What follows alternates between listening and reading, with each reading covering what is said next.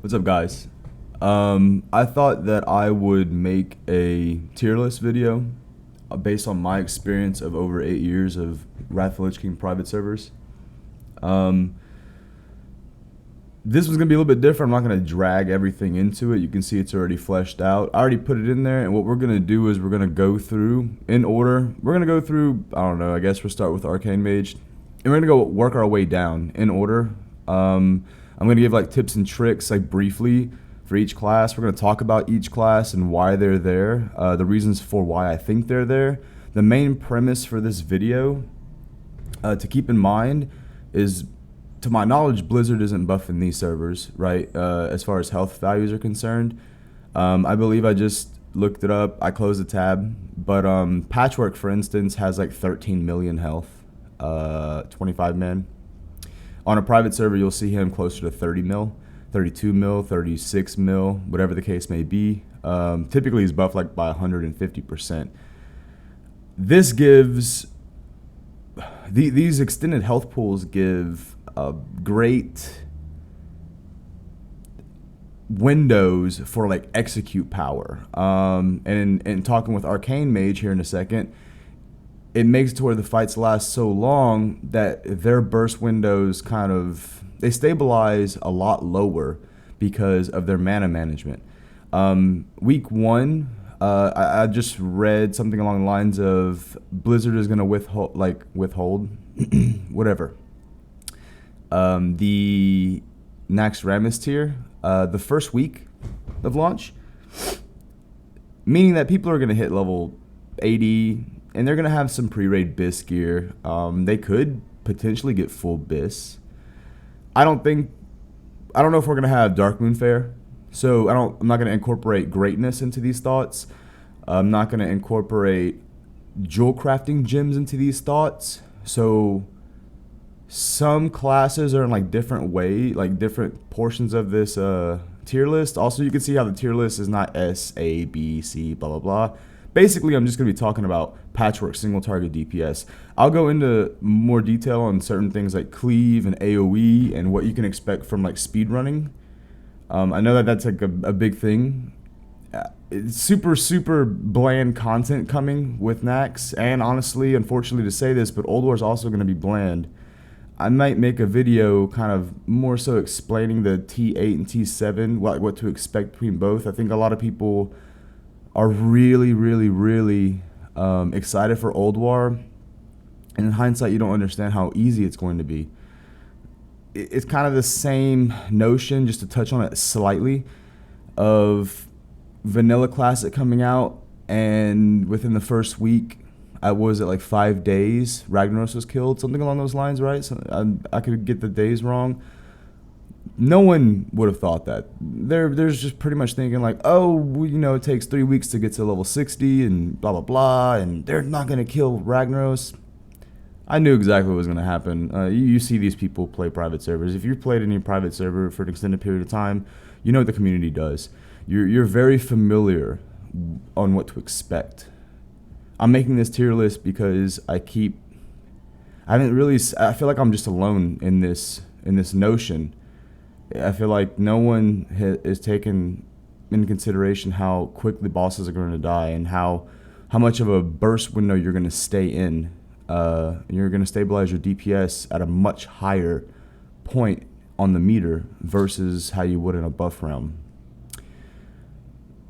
I don't think that any other tier list is wrong necessarily. I just think that they're going off of buffed 3.3.5 values a little bit too much and not directly incorporating the bosses having less health as a whole. So for instance, we'll talk about it later, but for instance, Affliction Warlock doesn't have a big execute window. That's going to hurt their DPS. We don't know what kind of glyphs that they are going to withhold. There are certain pieces of gear that are obtainable on launch, like the blacksmithing crafted spellcaster dagger, for instance, which is BIS for spell hands. It's BIS for every spellcaster, mainly spell hands. It's just like the only spell power dagger that has like the highest top end, right? So it actually gives them a little bit more oomph or whatever on their autos. That's Well, we'll just get into the video because I'm going to go on a tangent. ADHD kicking my ass today. And I don't know how to edit videos, so it's just going to be taken in one big swoop. It's going to be a fairly long video. Just kind of skip through. I guess what I'll do is I'll hover my mouse over what class we're going to be referencing to, so you can kind of like move and try and find my mouse, I guess. Hopefully. I know it's going to be a pain in the ass, but that's the best that I can do. I'm not too great at this. We're going to start off with Arcane Mage. Arcane Mage is the only S tier, right? So you can incorporate the numbers as you would see fit. Typically, that top one being S tier. They're S tier alone because they're the only class that single target is going to pump over 10k within the first couple of weeks of Nax. Matter of fact, the thing about Arcane Mages is they only need 9% hit. Like I think, if I recall right, I think it's 8% if you're Alliance, right? If you have a Draenei in your party or raid, pardon me. Is it party or raid? Doesn't matter. That being said, they're not gear dependent. Something to keep note with Arcane is in your talent tree, don't ever take Arcane Barrage. There's a lot of like super old school kind of guides, like where they go through and like it's kind of outdated, obviously, right? What you're going to be doing is you're going to be Arcane Blasting to 3, typically. This is the safe play, okay? So if you're not very good at your mana management, you're going to be Arcane Blasting to 3, and then you're going to be dumping on your Arcane Missiles. Basically, you want to definitely make sure you get a proc. It procs pretty frequently. You should never be waiting on a proc. I've never, ever been in a situation where I've hit my 4th stack of Arcane Blast, and I have to Arcane Blast again because I don't have a proc. It's never, ever, I've never experienced that myself. Not that it's impossible, I've just never done it. I've also never mained Mage, so I've only just dabbled in them. So that's one thing. Like I said, we're gonna talk about tips and tricks. One thing is don't get Barrage. It's a wasted point. You'll be dumping with Arcane Missiles instead. Another one is in lower gear sets as a mana pool as a whole, right? Your best bet until you get used to their mana management is to dump at 3 stacks. Believe it or not, you're still going to be absolutely competitive, just, hitting Arcane Blast, Arcane Blast, Arcane Blast, and then dumping your stacks instead of going to your 4th stack. You'll get used to your mana management. How their opener typically works among pre-pots and all that such, right? So imagine Patchwork. This is what this one's going to be. This is single target, basically, which when we will reference AoE for everybody, hopefully, if I can remember that. You're gonna pop off open, and if you're comfortable with this, you can do a couple of things here. You can stack 5 Arcane Mages, right? And through things of Innervate and Power Infusion and a couple of other things, keep in mind Power Infusion does not stack with was it Icy Flows, their haste thing. So, but it makes to where, was it like half mana cost or something like that? Maybe it's no mana cost. I forget. It might be half mana cost. You pop Bloodlust on Patchwork and you have 5 Arcane Mages. You could potentially just sit there and just sit on your 4th Arcane stack and keep spamming Arcane and never missile. This is something that we've seen on non-buffed realms where you kind of zerg through mechanics. This is going to hold value with more gear you get. You're going to be able to pass through certain things. So keep in mind, like I know we're going to mainly stick to Patchwork, but I do want to kind of derail slightly. Things like the Iron Council and what have you in Old War, right? You have the 3 bosses you fight. Basically kill one, then you kill the next one, then you kill the last one, the big boy, for hard mode, correct? You can Bloodlust, homie, and have 5 Arcane Mages sit on 4 stacks and deplete their entire mana pool and absolutely obliterate one of the bosses. They won't even do their mechanics, right? So the fight becomes inherently easy just to get rid of one entire mob. Then you'll see all 5 of them equally go ahead and use their Evocate. And then you can go into your correct 4 rotation or 3 rotation if you'd like. At that point, the fight's pretty much done, right? You're going to be rolling external cooldowns on your tanks, so that way they can just get slammed by fusion punches nonstop, and it's a fairly safe thing. And you're going to see that as an occurrence throughout the entirety of Wrath, right? I made that a mention because you're going to be able to Zerg with Arcane mages, the only stackable class. What I mean by stackable is there's other ones, right? Having multiple Shadow Priests or Affliction Warlocks, you know, on Yogg and certain things like that. But as a whole, to be safe and have like a, let's say, a steady roster, never changing, Arcane Mage is the one that you can stack as much as you want. Bro, if you cover every single slot and you can have 11 of them, do it. Good luck trying to equally gear them, right? I mean, that's 11 Dying Curses, it's 11 illustrations just on your mages alone, not including any other kind of caster.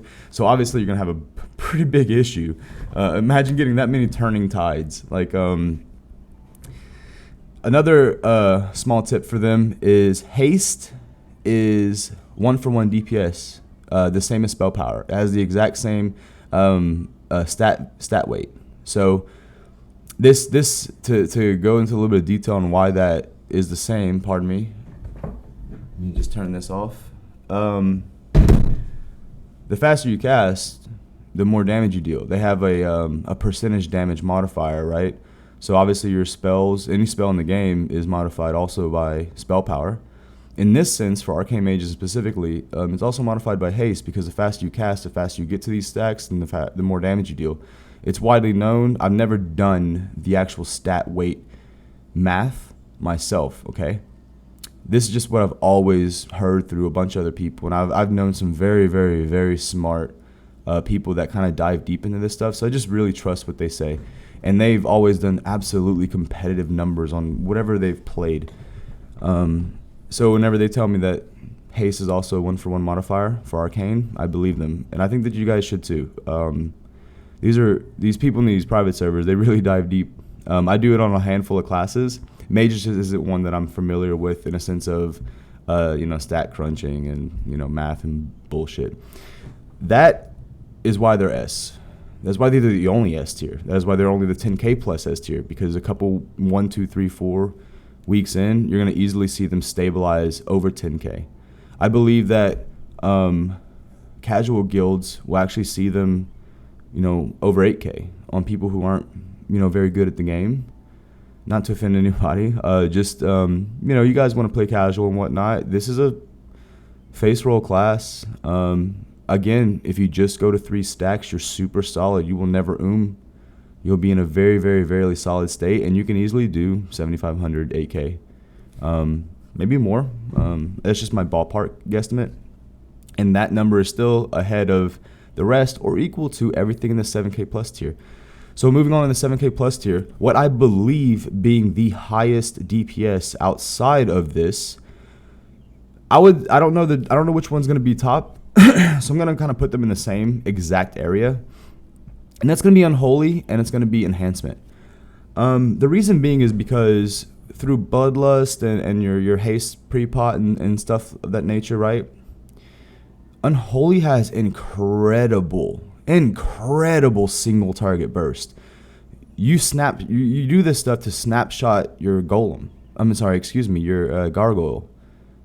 He is a haste is snapshotable on this guy. You will see him pump absolute ridiculous numbers, and that just trucks your burst window at the start of a fight. Like on Patchwork, you're just going to Bloodlust and just going to go crazy.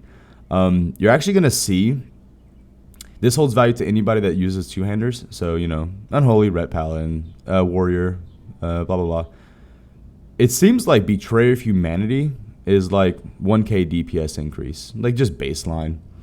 In private servers, typically with buff realms, you see Frosty Case holding higher than Unholy. But have you ever seen a pretty decent Unholy get Betrayer? They are starting to become like neck and neck with Frost on a buff realm, right? So take a boss having 100% less health, and then you having this absolutely absurd burst window snapshotting your gargoyle, which is the tip that I'm going to tell you about this class is your gargoyle snapshots. It's absolutely a thing. In that same notion, elemental and enhancement, keep in mind, snapshotting your fire elementals would be the same way. Let's see. What was I going to say? It's my train of thought. Sorry. Regardless, Unholy, I believe, is going to be stronger. especially when Betrayer gets in their hands. Like your first Kel'Thuzad kill, Betrayer drops, you slap it on your Unholy or your Ret Paladin. There's not a... I don't know who would get it more, right? It really just depends on who you guys like more, whoever's cuter, whatever. In that same notion, because I said I don't know who's better, enhancement is absurd. Matter of fact, I didn't touch on AoE. We all know what kind of Unholy does for AoE. It's a lot of small numbers. The more minions, the more enemies that there are, the more damage Unholy does. On the flip side, enhancement's overpowered when it comes to cleave, and it's overpowered when it comes to like small burst areas. So I'm thinking like the spider boss, her name is Myexna. Okay, that's the name of the fucking spider. You can just look it up in damn Hearthstone. The fucking narrator literally says Myexna. He pronounces it correctly. I don't know why anybody say like Myzana or Makesna. Bro, like Blizzard literally tells you how to pronounce it. Regardless, there is nothing better than having your Magma Totem right underneath the boss right before Spiralings pop off, and then Fire Nova. It's instant damage that blows up everything. You can't D&D that. Like, they're not even going to take a tick. They're going to die immediately on a non-buff server. They almost die immediately on a buff server. So that's their thing, is if you guys want to pump numbers, there's two big things. Along with, like I said, snapshotting your fire elemental, there's two big things with the elemental. The enhancement. And that is proper totem placement. And out of any melee, I think that they show more importance to their positioning melee-wise, right? You're paying attention to timers a lot more because you want to blow up those spiders, right? You want to, I wouldn't say pad. Honestly, you just want to kill them so that way you can get the DPS on your DPS meter. You want to hit them. Otherwise, they die instantly, and you just lose out on all those numbers. So if you're trying to go for like parses, then that is the way you do it on that fight specifically. The next thing to keep in mind, for some reason people don't know this, wind shear is their interrupt, but it also drops your threat by 50%. This is crucial knowledge for enhancement.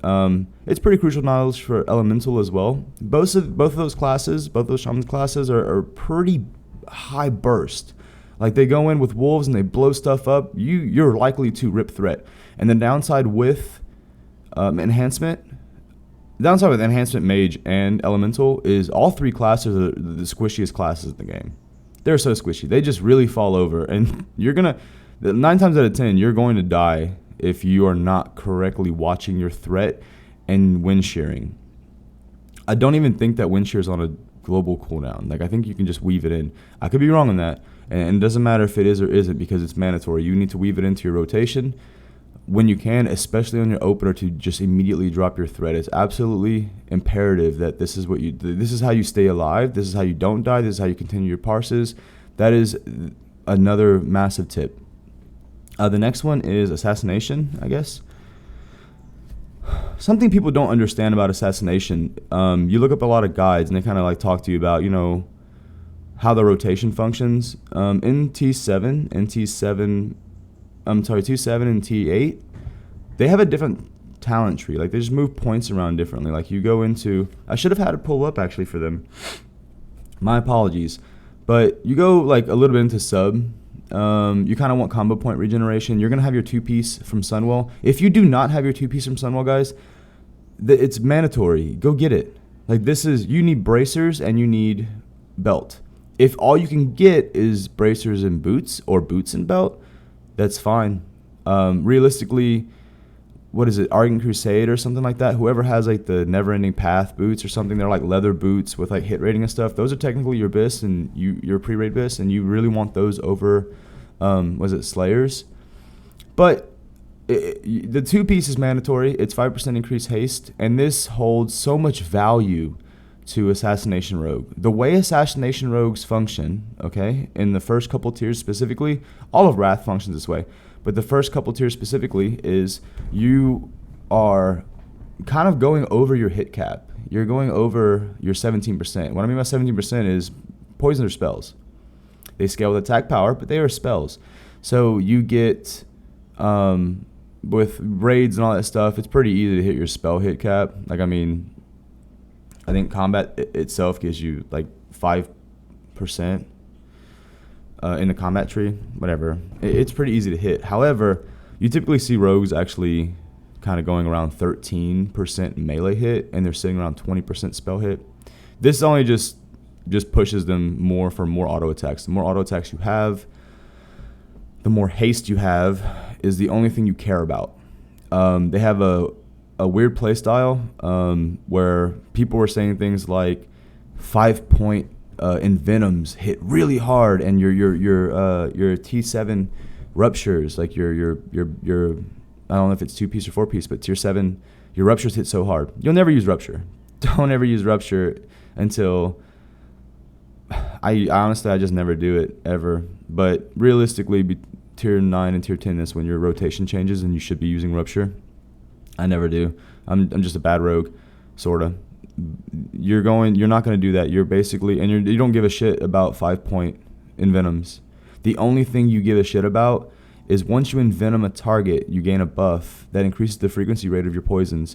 With more hit, with more haste, is more auto attacks. And the way that your poisons work is instant poison is in your main hand, and it has a 7 ppm. So in a minute, it will proc 7 times. This changes with frequency and all that kind of such, I believe. I think I'm gonna like actually do all the math for people and make a full poison guide and how that functions. But similarly to what I'm talking about, we don't have to be correct here because I want to put it on paper and not have to go into detail with this. However, in the first 7 seconds of that minute, if you proc instant poison off your main hand 7 times, it will never proc again on your main hand. It will only proc again once you have 5 stacks of deadly, and your deadly in your offhand will proc your main hand's poison. This is why they have 40%, 45% total poison damage on instant poison. It's because your offhands are going to be stacking at 5, and they're going to be throwing out your main hand poisons. Excuse me. With envenom uptime, that's all you care about. You go and you only have a 2-point envenom on your opener. It sucks, right? It sucks you didn't get a crit and didn't get a 4, right? But you're immediately envenoming. So a couple tips on how to play this class is that it's 99 to 100% uptime on envenom, right? That is all you care about. You do not give a shit about its damage. Proper gearing is absolutely imperative. It's why the extra 5% on slice and dice is mandatory, because it's 5% haste. 5% extra haste, which is like 200 something haste rating or something. There's a couple of things like Signet of Edward the Odd is a ring that gives you more haste. It's absolutely amazing. There's a helmet, I believe it's out of Gundrak. I think it's out of Gundrak Heroic. It does not have a gem socket. It is your pre-raid bis. I think it's got like 130. It's the only helmet that has haste. It doesn't have a meta. It doesn't have any gem sockets on a helmet. It doesn't have a meta. This is your pre-raid bis. It's the only helmet with haste. It's all you care about is hit and haste. You don't even care about expertise, because they have a talent called like quick recovery or some shit. It's like 5 trees or 5 things down on your talent tree all the way to the right if you're viewing it, something along those lines. Basically what it says is like whenever you would be dodge, you get refunded your energy, which is essentially why you don't really care about expertise. However, later on you will, because mutilate and your rotation changes, and mutilate becomes more of a DPS thing where you want like kind of 1.8 speed daggers. You can always do 1.8 4s, but you want 1.8s eventually. That being said, your best in slot weapons, cheaply, right? Your best in slot weapons for assassination are librarians, paper cutters. They're typically, they drop all the time. They're out of Halls of Lightning, trash. I don't know if it's only Halls of Lightning Heroic. Can't remember. It might be. Doesn't matter. They're always in the auction house. They're like 100 gold. There's no way that they become expensive. There's another one. Don't ever buy the Nightblade. Okay, the Nightblade is gonna be an epic. Sometimes people fucking put this damn dagger up there for like a couple thousand, bro. It's not even good in PvP. It's not a good dagger. Like, you just get a stamina dagger or something like the Flesh Shaper on Halls of Stone. I think it is the last boss, Halls of Stone. That's way better. Okay, so Don't do that. Just get Librarian's Paper Cutters. Your next weapon upgrade is going to be Double Web Death. Your next ones are going to be an Old War. You can, if you want to, use Sinister's Revenge. It is okay to have a 1.8 speed in your main hand. Your main hand is just going to increase your Mutilate damage. Speaking of Mutilate, I'm going a lot about Rogue, I know, but they're just a little bit complicated because of how their playstyle. People don't understand like how to like literally min-max this. They have a different playstyle. That's why I'm kind of like continuing with it. This is the last thing though, and I'll move on, I promise you. Your Mutilate hits with both weapons, okay? You Envenom, you want to Mutilate in Envenom windows. Okay, this is absolutely mandatory because you're popping with both weapons, right? This gives you really, really good chances to like fucking proc more poisons because you're slamming with both in Envenom windows. So that is why you care about Envenom the entire time. You don't really care about your Mutilate damage. You don't care about your combo points technically. You just want to Mutilate in the Envenom windows to maximize your poison damage. That is all you care about. So it's enough of them. I know that was a lot of information. I might actually just do an entire guide if I can understand how to edit things. Combat. We'll go into combat real quick. Oh, by the way, assassination. The downside for assassination. Sorry, man. The downside with assassination is target swapping is almost impossible. There's a mob over there that needs to die. Don't let your assassinations get off the boss because the last thing you want to do is drop your deadly poison stacks. It just actually just tears their DPS apart. They're much more useful just sitting on the boss and having other people cleave and stuff. That being said, combat. Combat is in this area here. I don't really know if it's going to be above assassination or not. They have really strong burst windows, man. They have really good cleave. So I think they're gonna be, depending on the fight, maybe all around they're gonna be better than assassination. I'm just gonna put them around the same because it doesn't necessarily matter too much. In speed runs, they're obviously gonna be worth more because they have a cleave. They also bring 4%. They're very easy to play. They do amazing damage. What's great about them too, they're typically kind of like only, like, other than Grim Toll, they kind of only want their own kind of gear. Like, no one's going to fucking give a fucking shit about some of the weapons and stuff aside from Frost DKs. I think it's like the only people that really kind of share the same thing. So they're pretty safe to gear up, man. No one typically takes the fist weapon off of Kel'Thuzad. Personally, if I ever played Enhancement, I don't technically go Spellhance. I'd usually go the attack power variant. I'm derailing slightly, but just to slightly go into that one because I missed this opportunity. In private servers have glancing blows kind of fucked up in a sense where instead of expertise soft cap being 26%, it's more along the lines of 21%. That being said, Spellhance is a lot stronger in private servers because they don't need the expertise. I think we'll see when the beta comes how that performs. They might just need more expertise, and if that's the case, if you start seeing that being a thing, then you're going to go the attack power variant. And by the way, the attack power variant and the spell power variant, they're pretty close, honestly. It's just flavor of the month, and if you're Spellhance, you pretty much take a bunch of caster gear away from your casters, and you're doing things like rocking like 5 Arcane mages. People that are putting Affliction locks at number 1 are going to do like 5 locks. So it doesn't matter which way that you think, whoever you think is correct, me or somebody else, you're going to be having a caster 5 of, and you're going to be taking from them. I think the attack power variant is the way to go. That being said, combat, there's not much to say about combat. On private servers, not every private server, every time I've ever looked this up, I've been incorrect.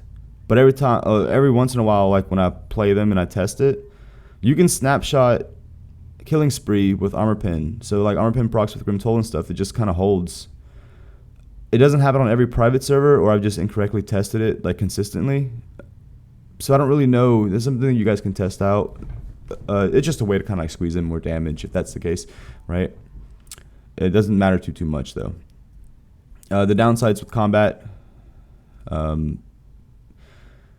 Your Killing Spree, it'll kill you, especially on Kolagarn. Your dumbass will fucking like be right behind the fucker, and then you're just on the floor dead. like underneath, looking at his nutsack. Like that's what's gonna happen. You need to watch out where killing spree is. Certain boss mechanics are going to just like destroy you. You're gonna killing spree on accident on Saffron, and everybody's running to the back of an ice block. Luckily, you have Cloak of Shadows, but you know what I'm saying. Like you're gonna killing spree off of Kel'Thuzad and land in the void. It's gonna put you in weird spots, man. It's gonna kill you. That's all I can say about combat. It's pretty self-explanatory, pretty easy. You don't need to know too much about them. Demo is the hardest spellcaster in the game. People that keep saying stuff like Affliction. It's weird. People are like, oh, Affliction's the hardest one, blah, blah, blah. But Affliction and Shadow Priest play the exact same way in a sense of snapshotting and a sense of multi-dotting. So why aren't they saying Shadow is also equally hard? It just blows my mind. People don't know what they're talking about. Multi-dotting is just a play style of the game you need to understand. Like maintaining multiple dots. It doesn't. Every single class here could have a form of multi-dotting, hypothetically, and then they would all be equal. A multi-dotting just makes those two specs hard because it has a different play style to do correctly and have a bigger uptime with it. They're not hard though. They're not hard as a whole. They're not hard to min-max. They're not hard to do anything. Demo is. Demo, you have little weird things with Demo. It's all about their gear because you just stack Spirit and stack as much spell power as humanly possible. Typically, they actually don't even get tier. They get like the biggest fucking spell power pieces, and what you can do is once your Felguard crits, you can actually you get Demonic Pact for 40 seconds, right? So in min-maxing terms, which typically people don't do this, right? But technically, you can actually keep him DPSing, Watch your trinket that just procced where you're spreading Demonic Pact with everybody. Let's say it has like 2 or 3 seconds left. Hopefully you get a crit again right there, and so then you pull your pet away. And for 40 seconds, you basically snapshotted the raid with a really high spell power, you know, because it shared your trinket. And then you'll go back in, and then you'll do it again.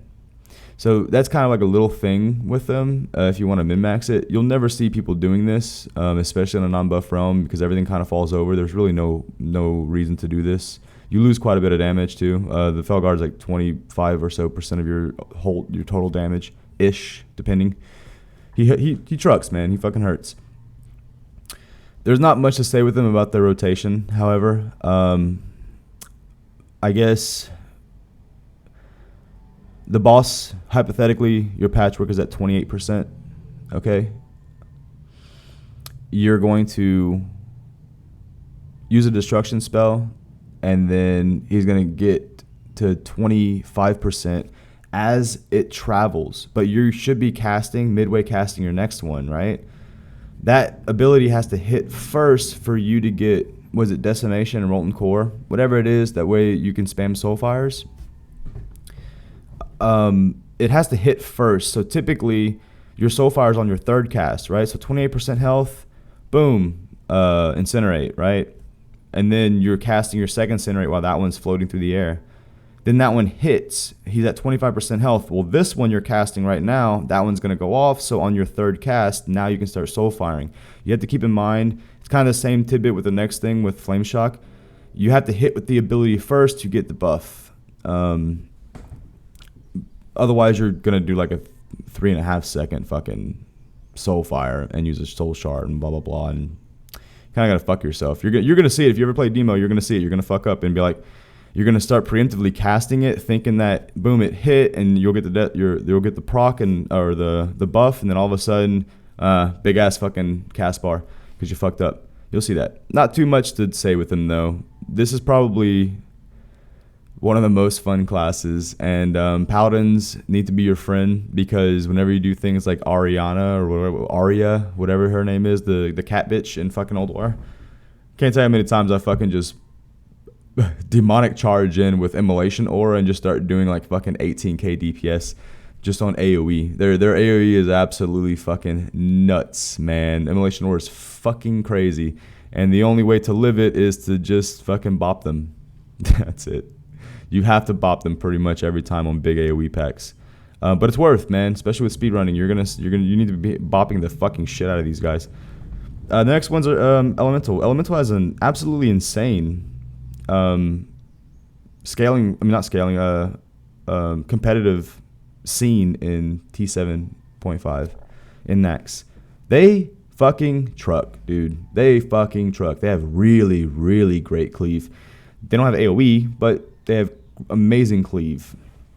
Snapshotting your fire elemental is absolutely mandatory. This is one of the easiest. This is probably the easiest class to play. There's not too much that you need to really understand for min-maxing with this class.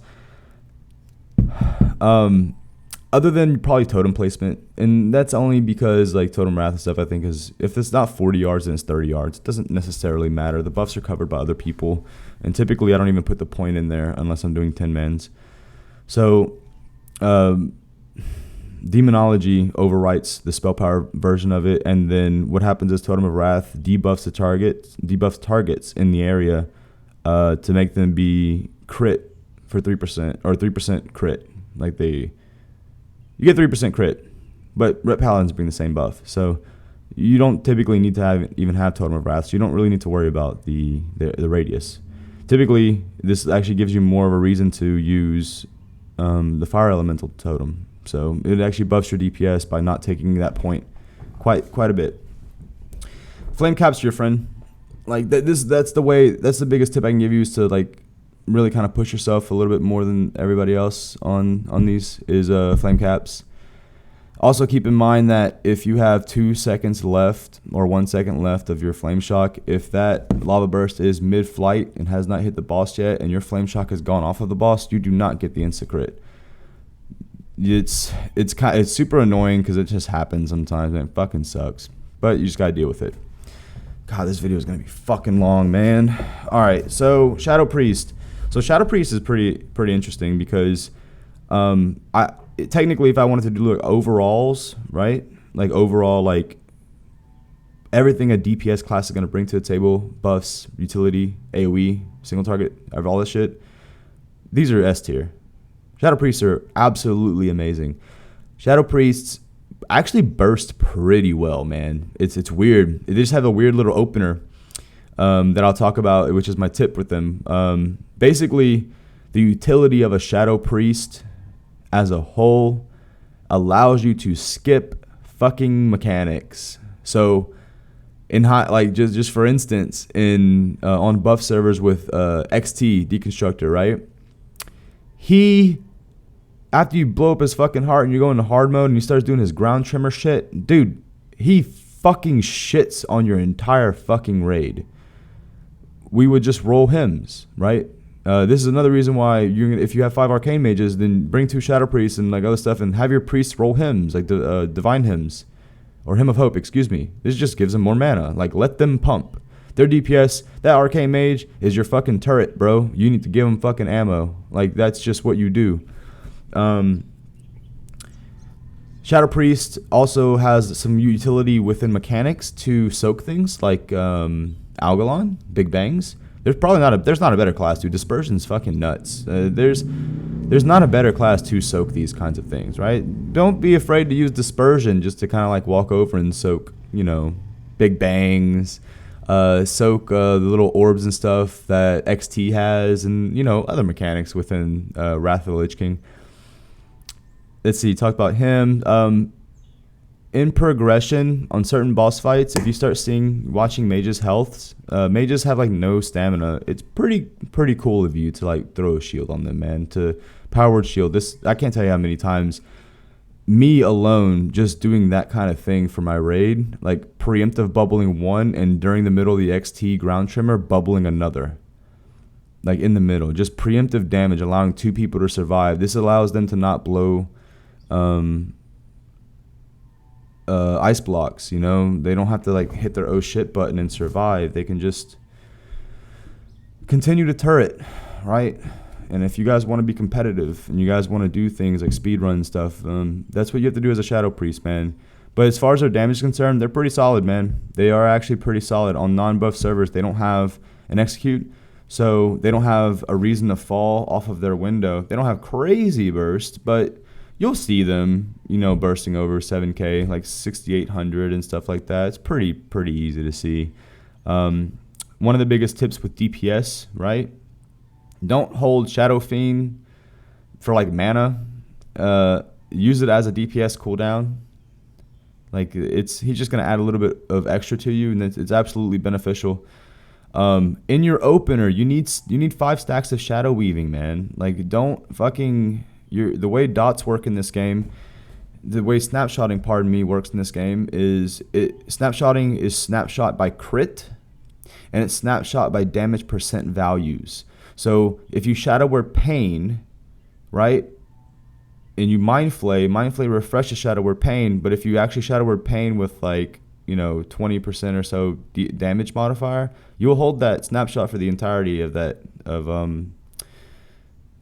fight. And same goes with crit. So crit's also snapshotable. Haste isn't. Neither is spell power. Spell power is snapshotable on demo, as it's not like a spell. It's just like a buff. So you just hand a buff out to people, and it's snapshotable. But that could be, by the way, incorrect, and it also could be just a bug on private servers. I never played demo that way. That's just what I hear people talking about. I think it was always a waste to like fucking take your damn pet off. Shadow weaving at 5 stacks. You open with Mind Blast, you immediately Mind Flay. 3 ticks of Mind Flay puts you at 4. Then you just like Devouring Plague instantly, or you Vampiric Touch, and then you Shadow Word Pain. And by that time, your rogue should be hitting you with tricks. So then you have 5 stacks Shadow Weaving plus tricks, and that's how you roll your snapshot. That's pretty much like their opener. It kind of changes depending. Like a lot of people actually, I've seen people do like double Mind Flays for some reason. I think that's what happens in tier 10. They just kind of open with double Mind Flay. Keep in mind that Mind Blast gives you, like Mind Blast crits give you increased spirit, which gives you like it's 60% of your total spirit is spell power. I think it's 60%. I think it's Glyph of Shadow. Off top without looking it up. So you want to crit, and I always open up with Mind Blast because of that. Even in ICC, I Mind Blast. I wouldn't say on cooldown. I probably do. I don't know. By the way, this could be like this. Unsure. These guys are all kind of different, right? We'll get to Beastmaster, but these guys are all kind of. We don't have to talk about Shadow Priest with. I'm gonna put it back here because we already talked about him. We don't talk about Shadow Priest with the AoE. Everybody knows what Mind Seer does, by the way.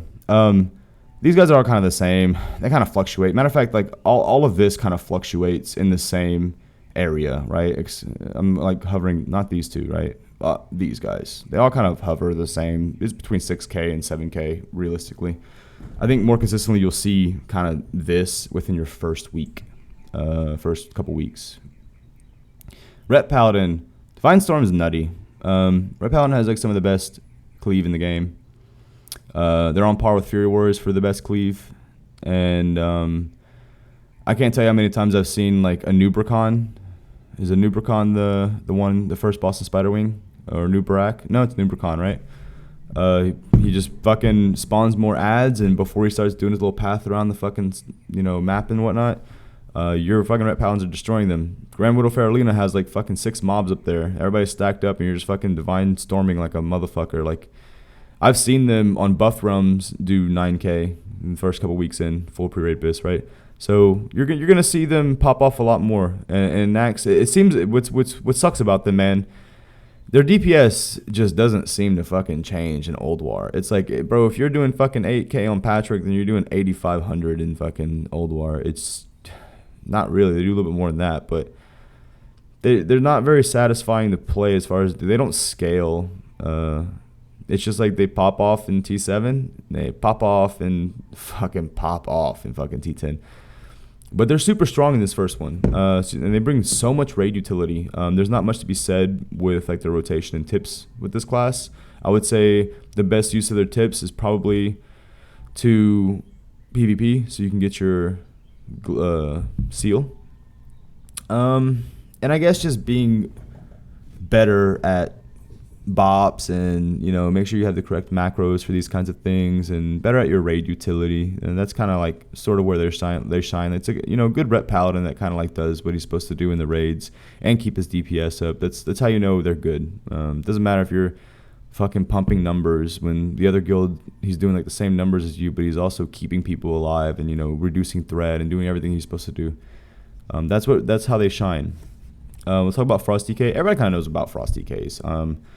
Frost DKs, they have pretty okay cleave. They're pretty okay. They're super, super, super competitive.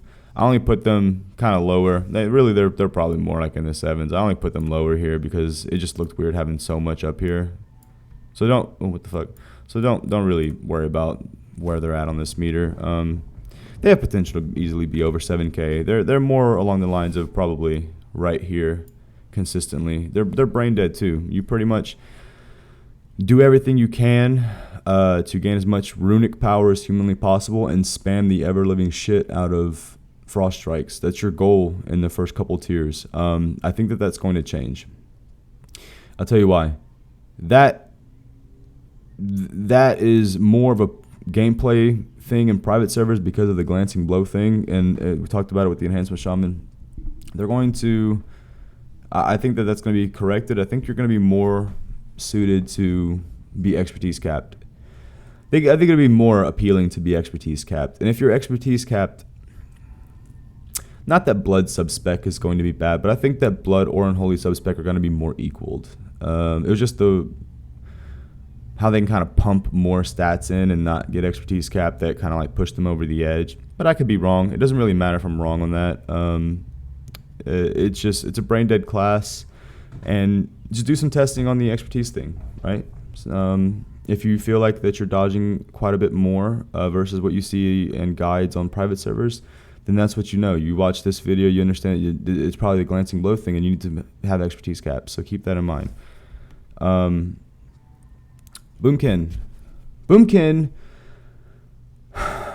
the best AOE in the game, bro. Who the fuck is out DPSing Starfall and Hurricane? No one. No one's fucking out DPSing Starfall and Hurricane. They're so fucking ridiculous. There's certain fights too in Old War that they're just like, bro. Oh, and Shadow Priest. Like Shadow Priest should carry like Vezzik's fight and Hodir fight. Maybe not Hodir fight, but they're pretty up there. But this fucking class, bro, fuck your entire fucking rotation. All you do is go over there and just sit in the black puddle and spam Starfall. Do that. I've seen they just go up to they just go up over 20k like it's nothing. They're just hitting one button the entire fight. It's actually pretty funny. I will say early on, this class gives me the biggest headache. It gives me the biggest headache because it's a pretty kind of fun class to play. But it's RNG with your eclipses, man. Like pre-pot, patchwork pools, 3, 2, 1. Pre-pot, and all of a sudden you do a couple things like a couple wraths, you get your dots up, and then bloodlust happens, right?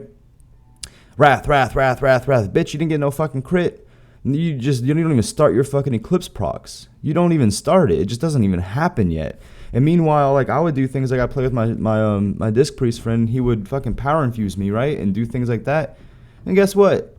I'm wasting it because I'm not fucking starfiring anymore. Like I can't even get to that point.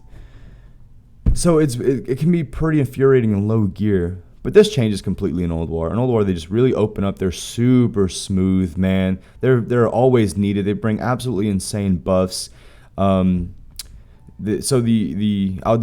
tip with them, I would say, for one, watch your starfalls, homie, because you're gonna be pulling trash, and when you're doing speed runs and stuff, you're just going to clear. Imagine going into the Grand Widow Faralina's room, starfalling, and all of a sudden pulling the other 2 packs that are over here. Like you walk in, there's a whole bunch of ads, you pull all those, and they're not ready for it, and everybody just dies, and you pretty much kind of shit on everybody's times that day because you starfalled. So that's an absolute, oh fuck, right? Make sure you have correct macros here. You definitely want some rebirth macros, just to be more consistent with like mouse overs. That way you can actually do it without fail, not having to fumble through your UI and what have you. It does. Over the course, it makes you a better player and saves you time with this class. And if you ever want to do resto on your off-spec, mouse overs are an absolute mandatory for resto. Their playstyle is a little bit weird, but in a good way. If you guys are familiar with Miss of Pandaria, Fury Warriors and such, you know how Colossus Smash worked, where you Colossus Smash and you gain, well, I don't really know what it did. It's like something like 100% armor penetration for the next 6 seconds or whatnot. But basically what happens is warriors would Colossus Smash, and within that Colossus Smash window, they would to maximize their DPS, they would pop trinkets and all that kind of stuff. Like, that's what they did. They used that little Colossus Smash window to do everything they can to squeeze every little number out. This is how you play Boomkin. In the sense of Eclipse procs. So you want to pop haste trinkets, spell power trinkets, crit trinkets. You want to pre-pot. You want to do everything you possibly can in your Starfire windows. Like, that is an absolute goal, and that is how you min-max DPS in this class. I know this is like super unprofessional. Actually, I'm not even editing a video, so it doesn't matter if I'm unprofessional or not, but I'm going to smoke a cigarette. That's it for them. Anybody that's playing Boomkin, you're going to love it, especially in Old War. Old War Plus, they're just super solid, man. They're very fun in PvP. Very fun in PvP, man. We all know that. Typhoon's there and stuff. So the next one's Beast Mastery, right? So this is kind of like the first thing that takes kind of people to surprise. On private servers right now, a lot of people they're survival, right? Until they get armor pin and get gear, and everybody knows that they go marksman.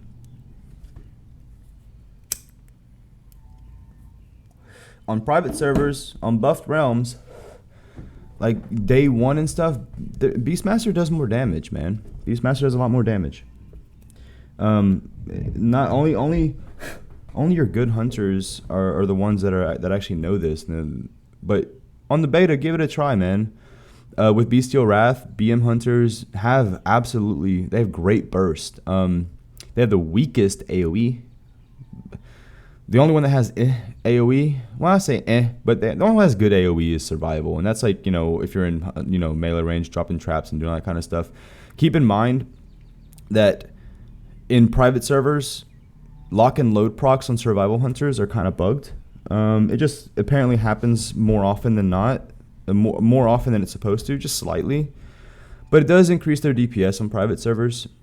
With that being said, if the lock and load procs are even slightly under, like the way that they're supposed to be, then that just gives Beastmaster another point. Like, it just gives them a little bit more of an edge than I already think they should have, right? Realistically, I don't play this class. I can't give you any information. Oh, wait, no. I do have an absolutely amazing tip for this class. Bring arrows. Fucking idiot. Fucking bring arrows. I don't play Hunter, man. I couldn't fucking play Hunter. Lose my fucking mind. On to my main. Destro. Destro has been my main on private servers, I would say, for like the last 5-6 years. I'm more times than not the only Destro. I'm the only one that really runs Destro. On private servers, although Affliction does an absolutely bonkers amount of damage, Destro has its place. Destro has its place, and it's going to have its place in speedrunning because of Shadow Fury. Like, being able to like AoE stun things is absolutely amazing. It'll allow your tank to run in, grab a bunch of stuff, Thunderclap or whatever the fuck, and then immediately Shadow Fury, allowing him to like rocket boots to another pack and grab a big pack, right? Like, this is pretty good. This kind of teamwork is going to be what speedrunning is going to be about, and I think that Wrath is actually going to take speedrunning to another level because of how unique every class is, and this is no different. Their AoE, although they don't have like increases to Seed of Corruption like Affliction does, it doesn't matter. They do absolutely amazing AoE. I would say A tier. They're pretty good. Obviously nothing along the lines of Demonology, but both Affliction and Destruction are pretty similar with AoE. Seed of Corruption is just absolutely busted. It doesn't matter if you get the talents or not. A tidbit, flame caps, mandatory. Destruction to min-max, it's weird. It's kind of a face roll class, but they have like little parts about it that you need to min-max. For instance, you need to, after you can flag crit, you gain 6% increased damage on like fire or whatever element, or maybe it's just baseline. It doesn't really matter if it's flat. This is when you doom. You doom here, and hopefully you can also get a tricks to also increase doom. So you snapshot doom here. That people don't do that, but that like you doom after every conflag, basically. Every other conflag, excuse me.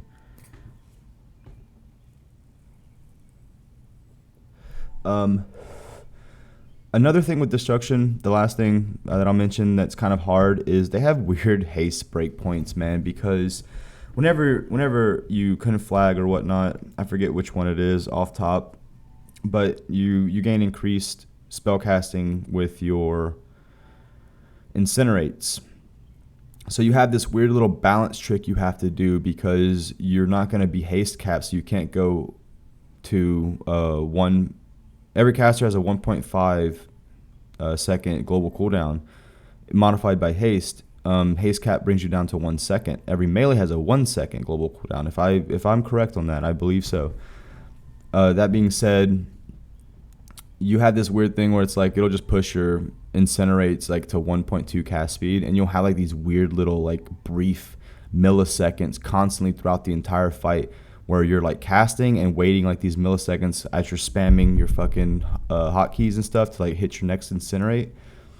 The way that you maximize your incinerate damage is to really watch your haste values and kind of always sit on DPS dummies to like make sure that you have like take more haste off and put crit in, you know, more spell power if possible. But that's just how you have to do it, and you have to baby your fucking haste pool. It's really kind of infuriating sometimes. But that's how you min-max the DPS, is you baby your haste to maximize your incinerate damage. Also, use firestones, right? Like buff your weapon with firestones. Like 1% or whatever the fuck base, like flat damage is absolutely amazing. You don't use the spell stones with destruction.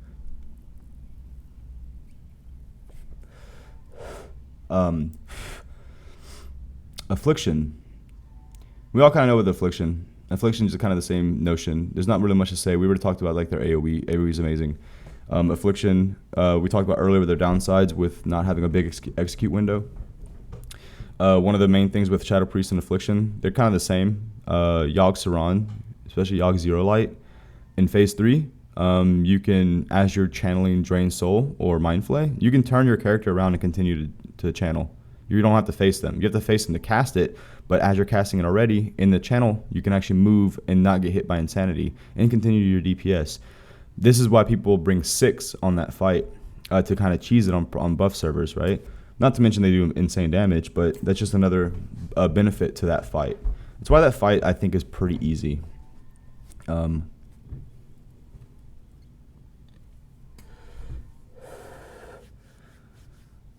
There's not really much to say about them. I think that a lot of people do a lot of like flavor of the month stuff. They all know how strong Affliction is, and so there's a lot of information out there. But they're going to be lower on this tier because there's no execute window. Drain Soul deals 4 times damage. 4 times damage to targets 25% under. That's their execute. It's nuts. I don't know much about Feral. I can't talk much about Feral. I put them here because on average, I've only ever met a couple that are like pumpers, man. A couple that are like impressive in private server scenes. A lot of them are like, okay, good job. Like, you're doing pretty good, man. I have you in my raid. Majority are fucking dog shit. They just don't know how to play this class. I don't know how to play this class. Never tried. I can't look at a fucking cat's butthole the entire fucking expansion. So you can't pay me enough to play this shit. I can barely look at a damn Boomkin. Luckily, they're so damn fun. And fucking, I mean, I do like Thunder Turkeys. But I just can't deal with cat.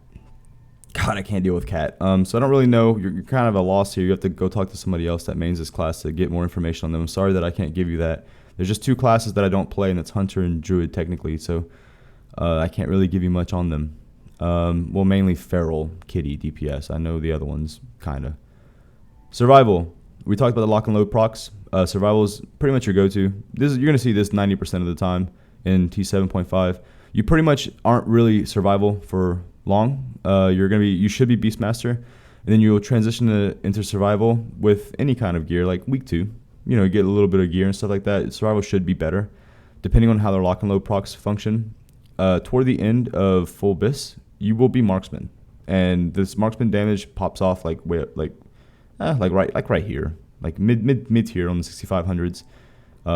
They scale pretty well. We've probably all seen like what marksmen do in Ice Crown Citadel. They're super competitive. They scale very well. Survival, on the other hand, is pretty okay. Like overall, it's just under marks, not too terribly.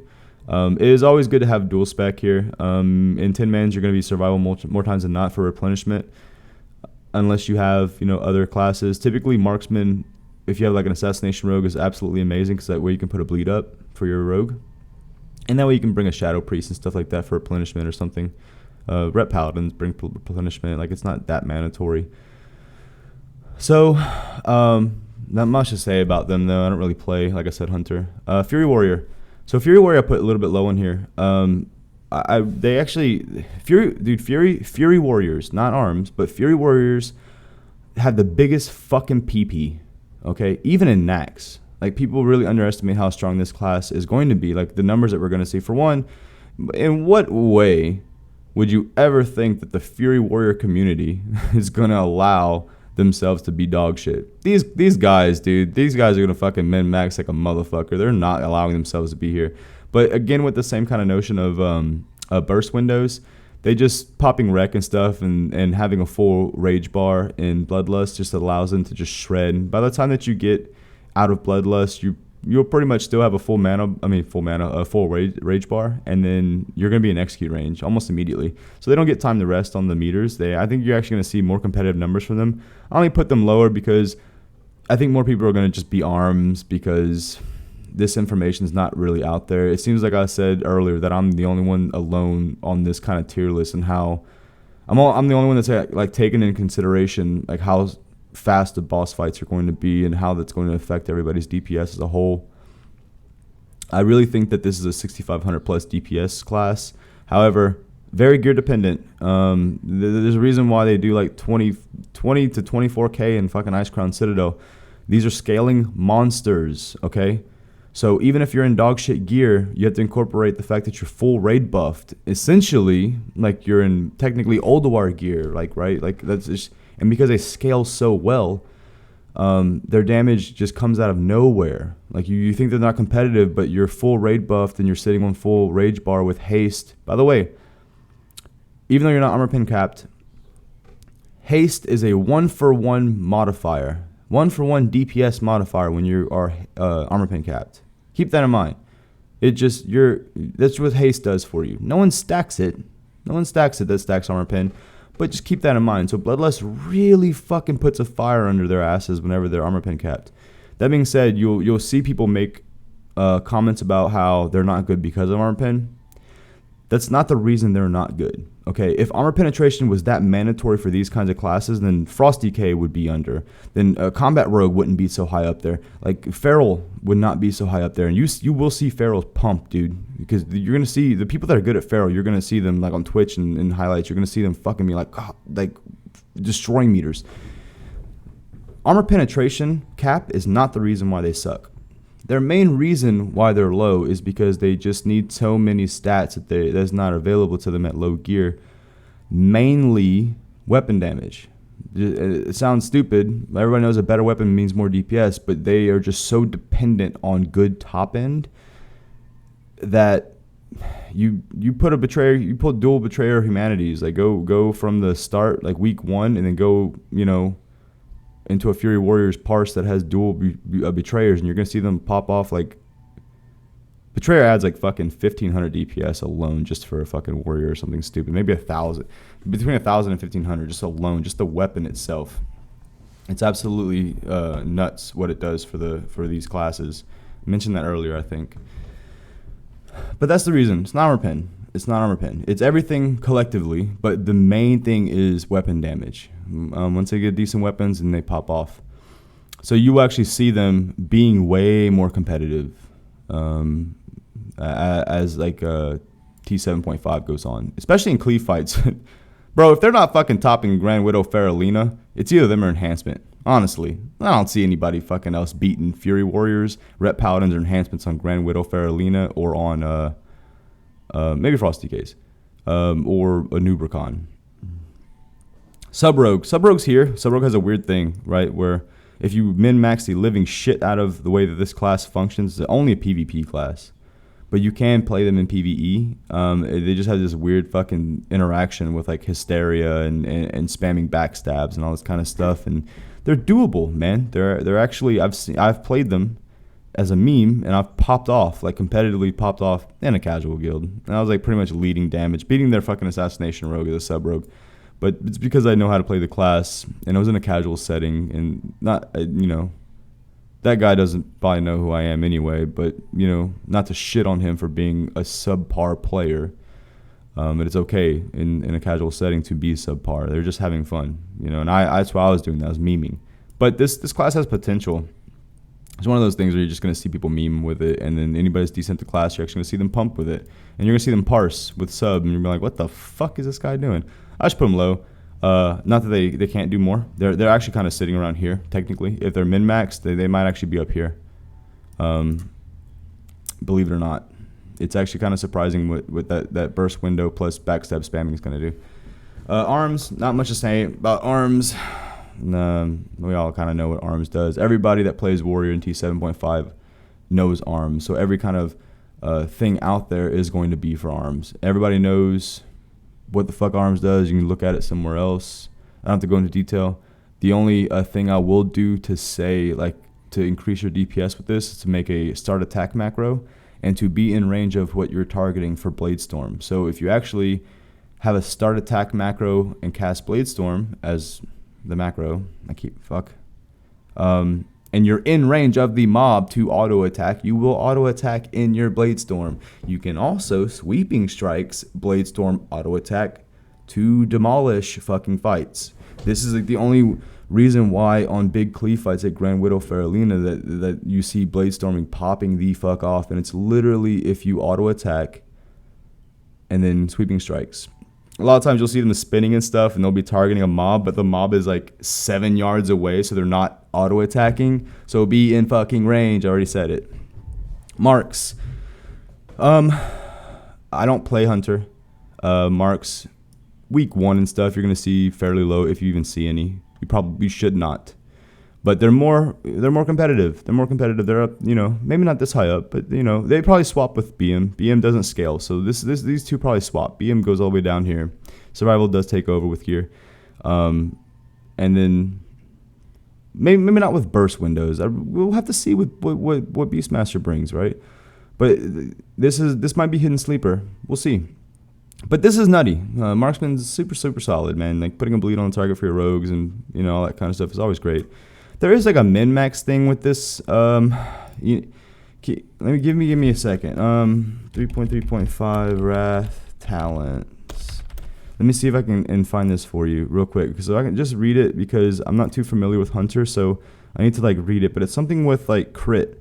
I believe that instead of like it's like a bleed or something that they put up. It's somewhere in here or something like that. I'm not gonna. Basically, whenever they crit, they put a pretty little nasty bleed up, and it's been maxable. Not in a sense that it's scalable, but you kind of like gem crit is what I've actually seen people do early in T7.5, and it kind of pushes marksmen a little bit higher than you would normally see them on buffed realms. Now, I don't really know how well that'll transition whenever it's another dot. Bosses are dying pretty quick. I don't know how much that's going to give you, but who knows. Something you guys can test out on like the beta. Just, you know, gem full crit and whatnot and see what it does for you. Fire. Not going to really talk about these two. This is just a meme. I just put them up there. This is useless. You can't shatter bosses. This is absolutely unplayable. If you could shatter bosses, this is actually a lot more competitive.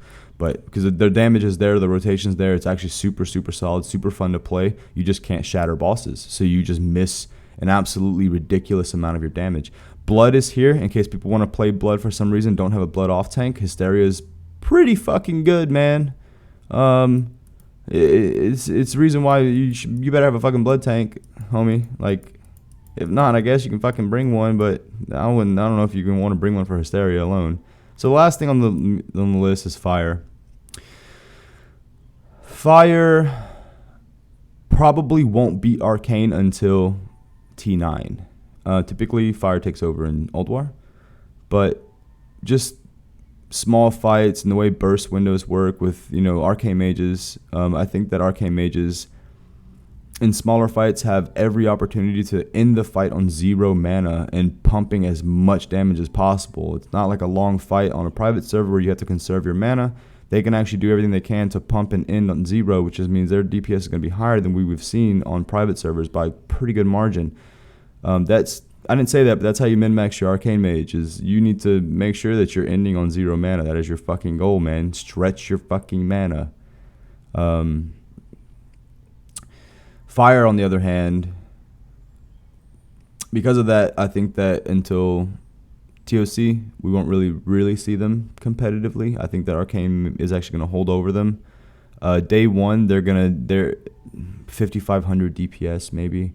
Their only like benefit is that you gain plus fire damage, so your flame strikes are pretty good, man. They this is the best AoE for fire. I mean for mages in general. So it might.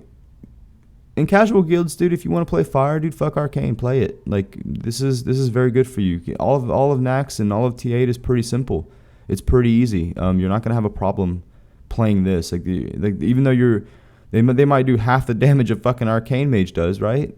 But in hindsight, the bosses are so fucking cake, and you don't have that much health as a whole that it doesn't necessarily matter. You will kill every single boss. You're super okay playing fire if you would write like that. But I will tell you right now, it's not that fun when you have low crit.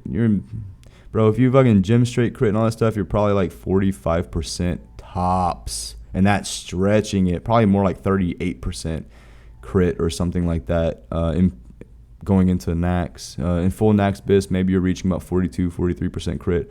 It's not comfortable. It's not a comfortable playstyle for fire. Until I would just recommend over 50% crit. Yeah, it's just not fun. Personally, for me, it's kind of the same thing where I said how Boomkin kind of gives me a headache. Fire also gives me a headache when I just can't use the abilities that I want to use because I'm waiting on a crit. Like, you know, it's not fun. Raid utility, they don't bring any more, any less than an Arcane Mage. Matter of fact, I do bring less because Arcane Mage brings, what, 3% damage or something stupid? Something like that. There's not much more to say. I don't know if you guys are going to want... I'll do a tank and a healer thing real quick, I guess. This just as a bonus because there's no reason for me to make another video with 4 tanks and 4 healers, right? So we'll talk Bear... in Nax, I'm not a fan. A lot of I'm just gonna dog shit. Like Paladin A tier, Blood up here, right, for tanks, and then Warrior. I'm gonna put right next to them. I'm not a fan of bears. I'm a little bit biased toward it. If you guys are better with them and you guys know more about it, please don't let my judgment cloud yours. It's just that everybody in Wrath hits so fucking hard. Bears fucking can't hold threat. You need to be stacking agility. Hard stacking agility. Matter of fact, greatness agility trinket is what they need. You don't replace it. Like, take it.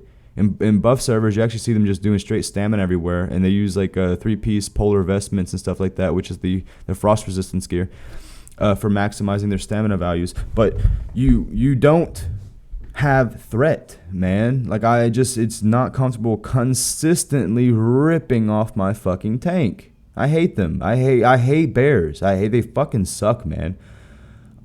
Even if they're full, so if they're full agility, they're just a lot better, right? In tier 7. And they're perfectly fine after Old War. Like, there's no problems after Old War. They have plenty of DPS gear in them and all that kind of stuff that they do super well. But in tier 7.5, especially like first week, or you know what, let's talk about dungeons, right? Because this is like a kind of a thing with tanks that people might want to talk about dungeons a little bit. Maybe mobility for speedrunning. Just bears have the worst threat. They're big sponges, so all of your healers that aren't very good at mana management just kind of dump heals into them and your healers go It's a possibility. They're not very mobile outside of charge and dash on cat, I guess. They're just Dude, I just not a fan of them, man. Hate is a very strong word. My apologies. I strongly dislike this class. And if it was ever up to me, this is the only class that I just refuse to just want to bring. Mainly because prop paladin is nuts, dude. It's like unkillable nuts. Like in buffed realms where people are getting hit so fucking hard, right? Your paladins don't die. They don't die. Everybody else dies before your fucking paladin, dude. They do not die. Ardent Defender's fucking insane. They have pretty good threat. I would say they're under the neck. They're under these two, and I'll go over why they're under blood. Technically, they're better than blood, but there's a reason why that they're under blood. Paladins are just solid, man. They fucking shred. They don't die. They shred dungeons. They're not. Their only downside is they're not very mobile, right? You know, you don't have any kind of dash or any kind of charge or any kind of anything like that. You kind of just like walk to the next pack. And in Naxxramas, they do have a benefit with them with having a Avenging Wrath. Is that the AoE stun for undead? Whatever it's called. Avenging Wrath, is that the wings? Whatever that one's called. Whatever that ability's called that puts out the fucking the little yellow piss strands that hit every fucking undead around you and stun them. Good. Solid. Best tank in the game. You can fucking run 2 in your raid if you want to. I wouldn't. I'll go blood as an off tank. Blood. There's no better off tank in this game. If you are a main tank in your guild and you're blood, I strongly suggest you handing over the main tank role to somebody else. I don't care if you're the raid leader. I don't care if you're the guild leader. Take a step back and be comfortable as an off tank, because this is where they shine. This blood has so many small cooldowns with vampiric, whatever the fuck that gives them more healing taken and then more health. They have their runic thing that heals them. They have so many small cooldowns and big cooldowns, like their shield wall, whatever it's called. My mind is like literally just blanking a little bit. Every time this class taunts off of the main tank, they have some kind of cooldown rolling. And that's their benefit. They also have, whenever your main tank is tanking the boss and like ads are kind of running around and whatnot, they have chains of ice, and they have like, you know, AoE, not AoE, sorry, ranged interrupts. They have like, you know, with strangulate. They have really strong threat with icy touch. Four times threat modifier is what it does, because it does increase threat, and then you're also in frost presence, which also does increase threat. So they're very strong. It's 4 times threat modifier. It's pretty easy to kind of rip off other people sometimes, depending if you're tanking it. You kind of sort of watch your threat a little bit. Death grip too. I didn't even talk about death grip, did I? Like, and ads going over to your fucking healer. Okay, just fucking death grip it over to you. Like, they have answers to like do control things around your raid and mitigate like ads, and they always have an answer. You know, your tank's getting hit super hard. Boom, taunt, taunt. Boom, vampiric fucking whatever the fuck, or whatever kind of cooldown you have rolling. They have an answer for it, which inherently played that way makes them tankier.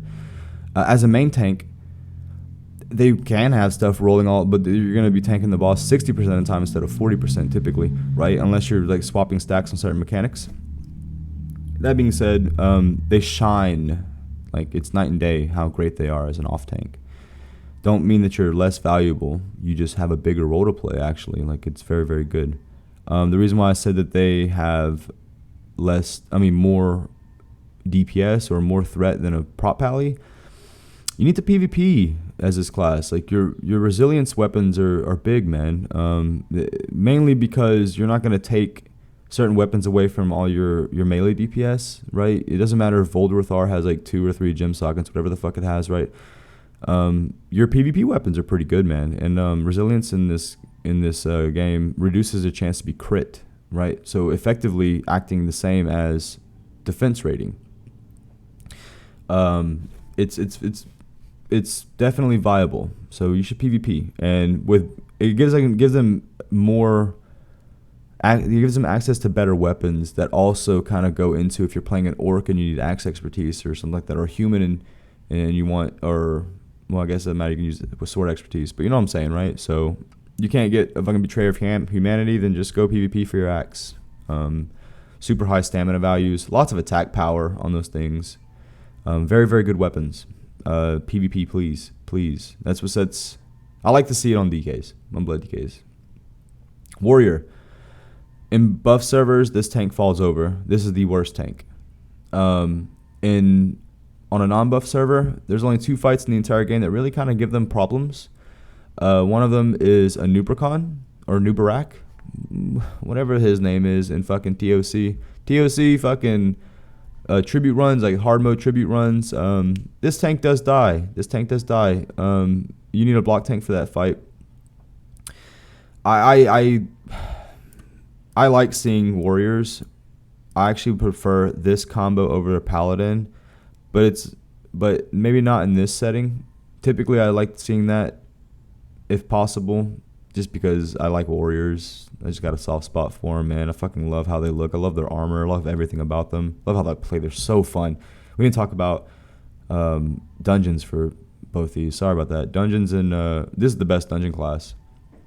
And I think this is going to be the top tank class for speedruns, by the way. How the fuck are you beating, the ability to AoE stun entire trash packs and constantly fucking intervene back to somebody to charge to another person, to heroic throw to another person? They have so many different ways of like heroic throw to that one, charge to this one, intervene to the other guy that's running up there so you can actually tank this one, dropping fucking thunderclaps along the way, and then whenever everything actually gets grouped up, because you just like pull 3 or 4 packs, right? Then you fucking shockwave, and then here comes Shadow Fury, right? So I think that this is great. I think it's actually sort of kind of S tier ish when it comes to speedrunnings. I think this is meta. We didn't talk about dungeons. So day 1, level 80. Boom, you hit level 80. You want to tank a dungeon. Do not be blood. Do not be blood. Blood requires scaling a little bit for their threat. Everybody's going to be Seed of Corruption and using Seed of Corruption and all that kind of stuff, and hurricanes and all this kind of things. And you will have the hardest time holding threat. Your best bet is to get like De-Raged War Axe. It's out of the Amphitheater of Anguish. It's like your Ring of Blood kind of thing. And go Two-Handed Frost. Two-Handed Frost is actually super, super, super fun and very viable as a tank. Matter of fact, Frost in general is viable as a tank. So I should put this here like this. We can talk about Frost. Basically, Chillblains. Chillblains is a talent that makes everything slow. So Frost Kiting is a thing. You'll get the glyph that makes it to where Howling Blast applies Frost Fever. Chillblains is anything affected by Frost Fever is like slowed by 50% or whatever the fuck it says, right? Pretty good, man. You just fucking kite. But in dungeons, Frost is very good. It might be the strongest tank, or the second strongest tank. I think it's over Paladin. I think it's Warrior and then Frost DK. You don't have a problem with threat at all with Frost. You just kind of Howling Blast everything, and everything just sticks to you. So Blood's pretty trash in early heroics and such until you start getting gear. You should be Frost. Two-Handed Frost is what I would say. Rune Strike slams and fucking Rune Strike hits so fucking hard with a two-hander. It's pretty cool to see, man. It's also like pretty fun to play. You don't have to be two-hander. You can be one-handers if you want. I'm just saying like Frost tanking is for dungeons and early Nax. Don't think that you can't do that. You can also tank as Unholy, by the way. I find it super, super annoying. They have really, really good AoE. They're a little bit, as far as like all 3 specs are concerned for tanking, right? These are the squishiest ones. And it's also the most annoying because Bone Shield, fucking constantly putting up Bone Shield, just fucking is so irritating. Anyways, I put this bitch back over, whatever the fuck it was. So that's basically a tank thing, right? This is the only one I don't like, but realistically, you're gonna play this. You can probably put them higher. You can just do that on your judgment. For all my DK tanks, try this, man. I think you guys will really like it. I think it's super, super fun. It opens it up. Like you're gonna be the thing where this party is gonna constantly fucking have blood tanks everywhere because DK is gonna be flavor of the expansion, right? Especially at the start. And then you're just, oh, got another blood DK or whatever. And then you're Frost and like, oh shit, I can fucking DPS, man, because this guy doesn't lose threat. It's just that simple. You just Howling Blast, dude. It's that simple. Never Death and Decay. Don't ever Death and Decay. Healers. So typically, S tier, Holy, sort of S tier. I'll explain. And then resto, like here. This is how good the healers are. What am I talking about? Holy Paladin. Holy Paladin, everybody knows how fucking strong they are. There's actually 2 variants to Holy Paladin. There's one that people don't really know about, which instead of like stacking full intellect, you actually just stack an absolute dickload of spell power. That's all you care about. You don't really want, you want spell power and crit instead of haste and intellect, right? And you flash light spam. And this is actually super, super viable on a non-buff server. It's actually the most comfortable dungeon experience that you'll ever have. The easiest one, never ooming, and at low gear, this is pretty beneficial. Look into when the beta comes to really dabble into Flash of Light. In Tier 9, they have a thing where it's like if you Flash of Light targets affected by your Sacred Shield, then they get like a 4 times hot or something like that. It's pretty good. It's like you fucking crit for like 20k or like 15k or something on a Flash of Light, and they get a 15k hot, something like that. It's pretty good. Just kind of memey. No one really does it. Everybody in private servers plays Holy Light. Just note that it is not mandatory. You can easily play Flash of Light in T7, T7.5. I would always just go Holy Light, personally. That being said, I would put both of them equal. They're both gonna go off this same icon. They're both gonna be exactly here at the top. Flash of Light equal to Holy Light. Disc, bro. Disc brings power infusion. This brings every fucking utility that fucking Shadow Priest, because it's a priest, it brings all of those bonuses, it brings all those benefits. Doesn't it bring body and soul? Is that in Disc or is that in Holy? I can't remember. It might be in Holy. If it's in Disc, then it's another point for them. If it's not, doesn't matter. They're fucking nutty. The S tier, solid S tier. Resto Druid next. These are all pretty equal to one another. All 3 of these healing classes, and a decent Resto Shaman, especially with their 2-piece tier. They're pretty equal too, man. They're pretty equal too. Basically, no one's gonna really get hit hard enough to even fucking give a shit about who's good or not. Matter of fact, you might not even ever take a Disc Priest because no one gets hit. It might just be like, you might even run 3 healers, something like that, and just be like one of each of these. You might not even run Disc. No one gets hit hard enough to fucking justify it. Trees are nuts. I talked about tips and stuff. This is one that I will give a tip on. It's like 720 is your haste cap. That is your goal. You need to gem straight haste if you need to. Your goal is to be at whatever that number is. I forget the off top exactly what that number is. You need to be at that fucking number. That is your haste cap. You need to have mouse overs. You need to be blanket rejuving your entire fucking raid, because you're going to be giving them, especially your DKs, bro, rejuve your fucking DKs so that way they can get runic power, so that we can slam more frost strikes or whatever the case. Give your people more resources back, man. Like, blanket rejuve. Even if no one's taking damage, like, fuck it, just fucking rejuve, dude. Like, no one's gonna take damage enough to probably even need healing. You just fucking, that's probably all you're there for, just give people resources, man. But as far as like healing potential, very, very, very strong, man. With blanket rejuving and hots and stuff, they really have the ability to push you through big AoE fights, big AoE mechanics. They're game changers. Just for some reason, just gonna make note of this. Their best weapon is the Valinir. I think that's their best weapon the entirety of Wrath of the Lich King. So hopefully this is your officer. Hopefully your officer is a Resto Druid. Hopefully your keep in mind that weapon's amazing on any healer, I guess, except for Disc. It's all right, but I would give it to any other healer except for Disc first. Primarily give it to your Resto Druid. Make sure this is like an officer. Make sure this is like a very strong raider that's always on time, like a very, very just great person that you know is not going to leave your guild, and give them Valinir, because they're not going to replace this. This is their best weapon once we get to Old War. Give them Valinir. Realistically, it's kind of equal to all of them. It's just replaceable on 2 classes versus this being their bis. The reason why Holy's up here, I know it might have raised a little bit of eyebrows, right? So the reason why Holy Priest is here is because there's a handful of fights where Holy, when you're on those fights, like Heroic Lich King, I know that's fucking like 2 years or whatever the fuck from now, right? It's a long ways away.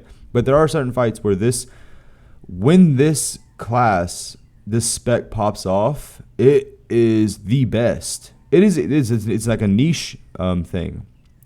Absolute best fucking healing spec on specific fights, and then it's dog shit otherwise. So it's either S tier or don't bring. That's exactly how this thing works. If you guys want to know, to talk about briefly, I didn't talk about what was I gonna say? Dungeons, heroics and stuff. Holy Light is probably the only healing spec that's kind of lame to play because you have low haste and stuff, and it's just like you gotta do these big long casts. Everybody else is pretty fucking strong and pretty good and pretty fun to play in heroics. I just find that the big long casts and stuff, kind of just happens whenever it ends, when I don't want it to end or something like that. Like Flash of Light's a lot more maneuverable in dungeons. It's the only, if I had to put a bad name, realistically, it's not bad. None of them are bad. They're all super fun to play, all super easy, and you're super solid playing anything. Oh shit, I do have a tip for fucking Holy Paladins. Not that it matters on a non-buff server, because fights aren't going to be long enough to where you're going to have mana problems, but if you're ever playing a buff server, homie, be in melee range, and people are going to be like, oh yeah, to fucking auto attack with your judgments. Yeah, but also, if you use Shield of the Righteous, it costs like 250 something mana, and your mana pool is so high, and you gain a % of mana back whenever you fucking attack. It's just every time you use Shield of the Righteous, you gain like 700 mana, or maybe I'm exaggerating a little bit. Basically, you spend 250 mana to gain like another 300 mana, and over the course of the fight, if you're just weaving those in, that's a big thing, man. You should be using Shield Slam as a Holy Priest. A Holy Paladin, excuse me. Shield of the Righteous is mandatory, man. Get into that window, get into that melee window, and try it out, man. That is another tip I should give. Other than that, don't really have tips. This is a fucking massive video, homie. I don't know. Thank you guys to anybody that watched this whole thing, bro. Let's see. What type fucking feral type fucking bear druids suck in my fucking comments, man. If you made it through this whole thing, man, that'd be insane if you guys made it through I don't know what, an hour and a half, 2 hours, whatever the fuck this video is gonna be. Thank you so much. I really hope that you like it. If you guys have any questions on anything like this, I hope that I explained my mentality behind them. I'm an open book. Just kind of message me or comment, and we can talk about stuff, and I can kind of let you know things. Or if you disagree, please, by all means. Thanks, guys. Y'all take it easy. Later.